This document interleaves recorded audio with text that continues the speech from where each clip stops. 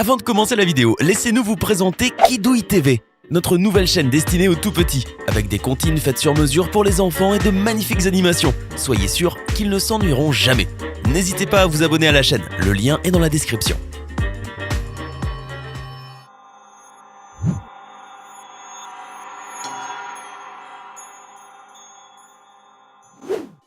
Bonjour et bienvenue à tous. Chaque jour, nous utilisons une grande variété de produits, sans nous interroger sur comment ils sont faits.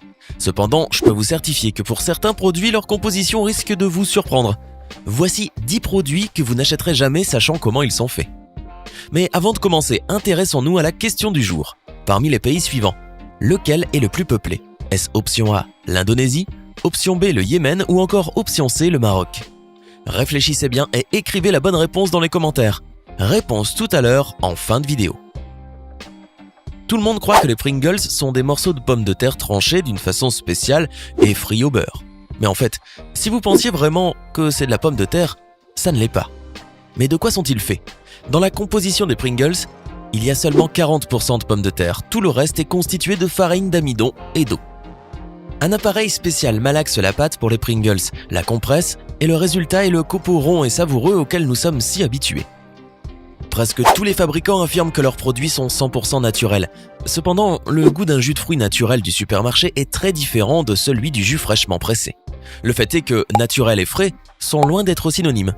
Les jus conditionnés sont fabriqués à partir de concentrés et peuvent être stockés très longtemps, jusqu'à plusieurs années. Les jus de fruits frais se détériorent très vite. Qu'est-ce qui remplace la viande dans la saucisse et la farce ? Les fabricants industriels ne fabriquent jamais ces produits à partir de pièces de valeur de la carcasse, c'est-à-dire de la viande elle-même, qui peut être emballée et vendue à bon prix en pièces entières. Dans le hachis et la saucisse, il y a essentiellement ce qui ne convient plus. Dans ces déchets, il y a des parties avec des restes de viande. Ils entrent dans le remplissage des catégories les plus chères, A et B, où les fibres de viande doivent représenter entre 80 et 60% de l'ensemble. Mais il existe également des catégories moins chères acceptant moins de 20% de viande. Et comment obtenir la masse désirée? Dans les saucisses et les saucissons, la viande est le plus souvent remplacée par une protéine de collagène bon marché, masquée sur les étiquettes par les mots « protéine animale » ou « stabilisant de protéines ». Elle est fabriquée à partir de produits issus du traitement des carcasses. C'est-à-dire, comme nous l'avons déjà dit précédemment, de tendons, d'os, de cartilage, de peau et d'autres parties peu appétissantes. On ne peut pas qualifier ces produits de nocifs, mais ils ne sont pas non plus indispensables. Leur valeur biologique est extrêmement faible et ne fournit pas au corps le matériel nécessaire à la production de tissus. De la graisse est également ajoutée aux saucisses et à la viande hachée. Parfois, il n'y a presque rien, à part cette graisse, dans le produit. Lors de la friture, les hamburgers constitués de cette farce se noient littéralement dans le liquide dégagé. Enfin, dans les produits de catégorie inférieure, la viande est remplacée par le soja. Et absolument tout le soja est maintenant OGM. Les gènes modifiés ont depuis longtemps supplanté les gènes naturels. Ainsi, le soja pur dans l'agro-industrie mondiale n'existe tout simplement plus. Chacun de nous a au moins une fois goûté des nounours en marmelade. Il s'agit d'une confiserie brillante et particulièrement attrayante. Malgré tout, essayons de savoir de quoi ils sont faits. En plus des ingrédients habituels, sucre, sirop et eau, de la gélatine est ajoutée à la marmelade. Vous savez cette substance jaune insipide qui est extraite de la peau, du cartilage et des os de vache et de porc, autrement dit de déchets de la production de viande. Pouvez-vous l'imaginer? Ces déchets sont digérés, filtrés et broyés pour que la gélatine soit prête. Voulez-vous toujours un nounours en marmelade? Les végétariens doivent également être vigilants. Il existe de la marmelade pour les végétariens à base d'algues ou de gélatine végétale, également appelée agar-agar.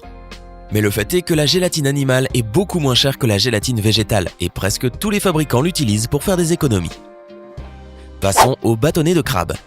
Presque tout le monde aime les bâtonnets de crabe. Eh bien, savez-vous quelle quantité de chair de crabe ils contiennent réellement? La bonne réponse est rien du tout. C'est difficile à croire, mais les bâtonnets de crabe ne sont pas constitués de crabe, mais de poissons hachés. Le plat est apparu au Japon il y a des centaines d'années. Il n'a pas eu de succès dans les autres pays. Par conséquent, les Japonais ont ajouté du sel, des épices et d'autres ingrédients pour rehausser le goût. Puis on peint les bâtonnets en rouge et les ont appelés crabes.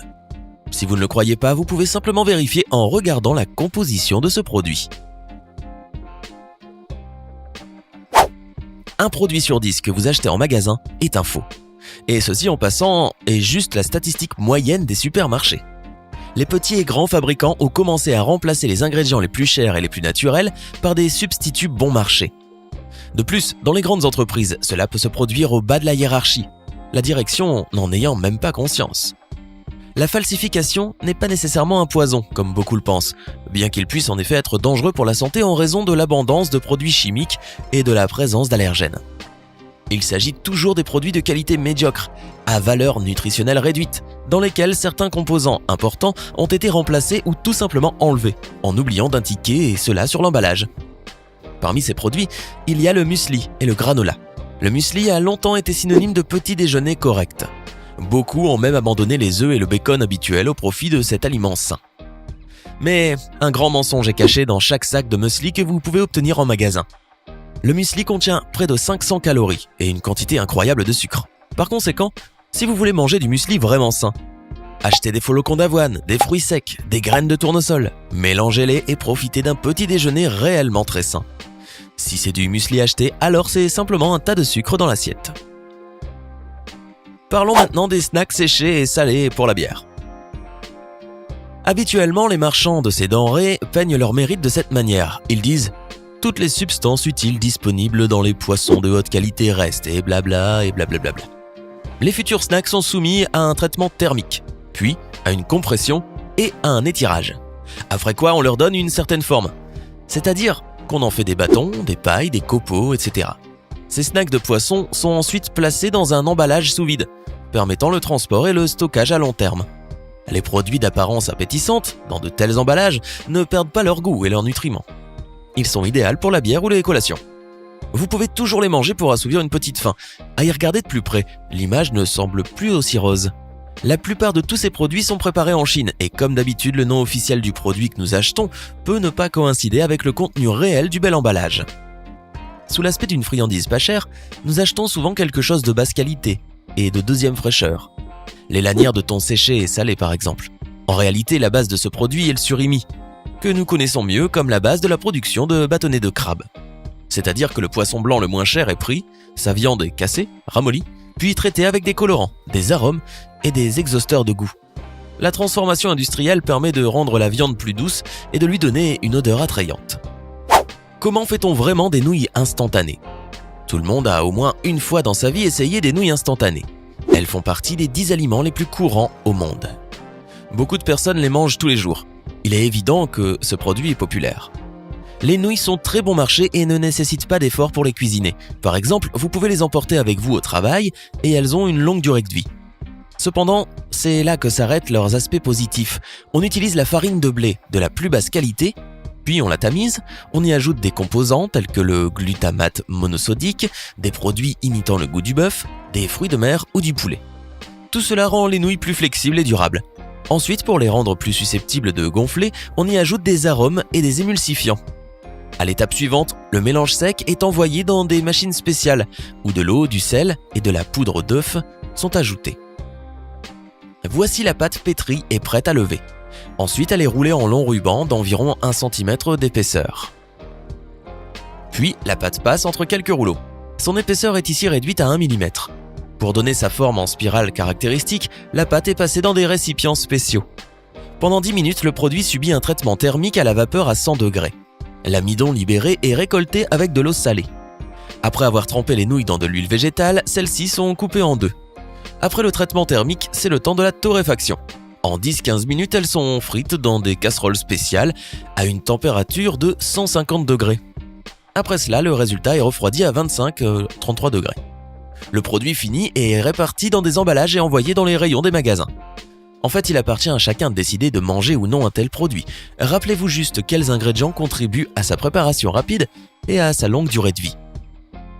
C'était 10 produits que vous ne rachèterez jamais, sachant de quoi ils sont faits. Alors, qu'en avez-vous pensé ?